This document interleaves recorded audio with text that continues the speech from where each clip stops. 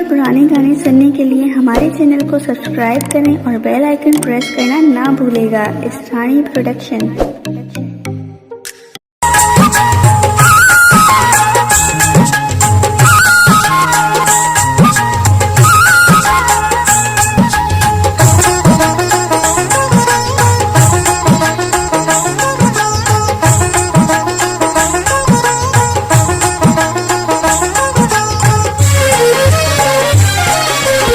तेरी मुझे न दिल खे दर्द हुयो तुझी दोस्ती अखां पोए दर्द मिलियो। तेरी मुझे न दिल खे दर्द हुयो तुझी दोस्ती अखां पोए दर्द मिलियो। हिन शहर सजे जो हर मानू तुझे प्यार खां पोए दुश्मन थियो। तेरी मुझे न दिल खे दर्द हुयो तुझी दोस्ती अखां पोए दर्द मिलियो।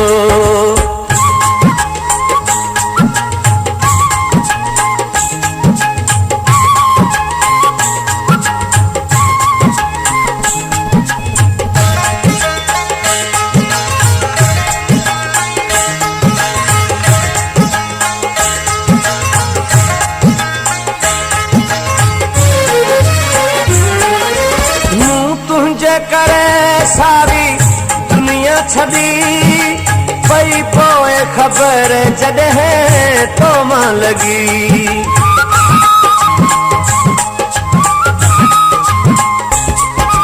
मूं तुंहिंजे करे सारी दुनिया छदी पई पोए खबर जॾहिं तो मां लगी। तोखा मखा यारी छोड़ छदी मुझो तोते न केॾो नाज़ हुयो। तेरी मुझे न दिल खे दर्द हुयो तुझी दोस्ती अखां पोए दर्द मिलियो। तेरी मुझे न दिल खे दर्द हुयो तुझी दोस्ती अखां पोए दर्द मिलियो।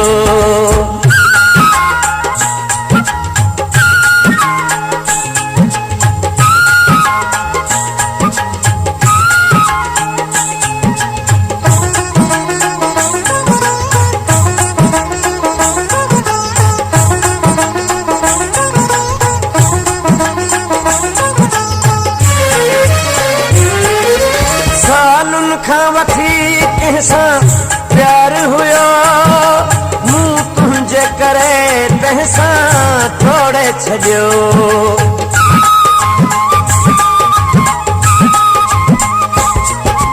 सालुनि खां वठी कंहिंसां प्यार हुयो मूं तुंहिंजे करे तंहिंसां तोड़े छॾियो।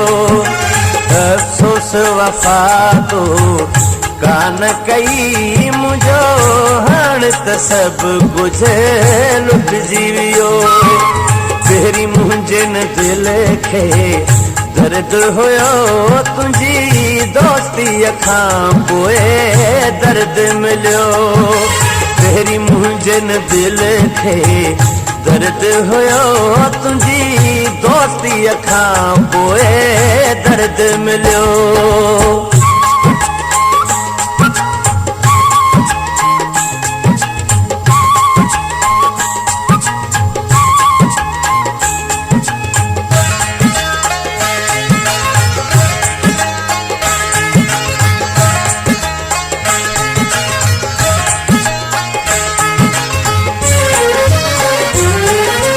जवे उर्स मल्हा अञा छा छा चवां रुगो सूर सदमा पियो थो सहां।